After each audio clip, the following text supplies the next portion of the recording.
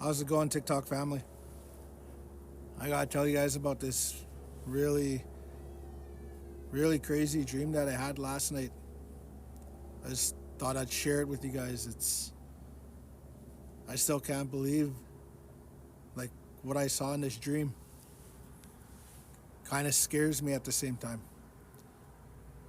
I want to tell you guys about it. So I end up going on top of this hill. It was like a valley, and there was this hill. There's like a hill there. So I was walking to this hill, and I see these four elderly Indigenous men. They're sitting in a circle, and they have rocks around them, and they're sitting in this circle, and they're speaking, and they're dressed like from a long time ago, like buckskin, like buckskin stuff on, like chiefs, but like dressed from a long time ago, like they weren't in this time, you know what I mean? Like, but in this dream, one of the first elders looks at me, and he tells me to come closer into that circle. He tells me, and they're speaking in their own language, but I can understand them. But he tells me to sit down. Needs to tell me some important stuff to tell our Indigenous brothers and sisters out there. And I look at him and I'm like, I'm dreaming, right? Am I in a dream? He goes, you're on the other side, he says. But we need to tell you this, he says. It's a warning. We want you to tell all the Indigenous people about that, all our people. He goes, we were alive a long time ago before your time, he tells me. And then he starts bringing up like Custer and starts bringing up these different things, right? Like about like that time.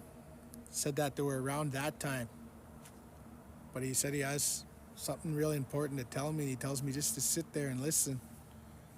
So I'm listening to him.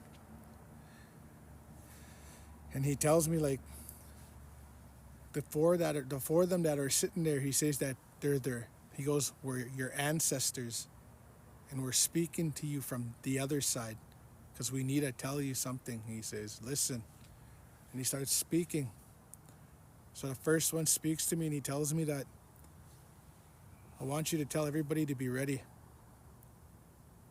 He goes, Damunyao, he says. So he says, and I hope this doesn't offend anybody, but what he said was, he says the white man. That's what he says. That's what he says, and he's not just referring to all of you, nothing like that. If you're watching this, it's nothing to offend you. It's, for me, I take it as like it's some people, right? That's what I think. But he starts going on about it, and he starts talking about these RCMP, and he starts talking about the military. He said that they were going to try to wipe out Indigenous people completely. They were going to try to wipe us out completely, so there is no Indigenous people at all. And that scared me. It shook me up.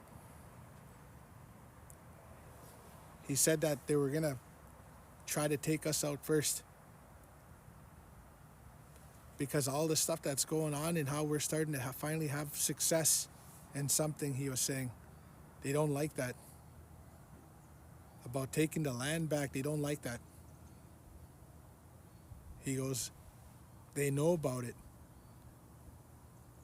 He goes, you guys, they're gonna take you out. He goes, I want you to tell people that they're already gonna be starting that. That's what he's telling me in this dream. And then the other elder comes up to me, has braids, gray braids, has a feather on his head. And he starts talking to me. And then he said that anybody that has Indigenous blood in them, even just a little bit of blood, he told me that if they're Métis, they're still Indigenous. He said, they're going to get them too. He said, he goes, they're going to take you here. And he shows me this place. Shows me this, like, you know what a lab looks like? Kind of like a lab. But he shows me this area. And it shows them injecting these Métis with something that just completely, like, you know, like takes them out of the world.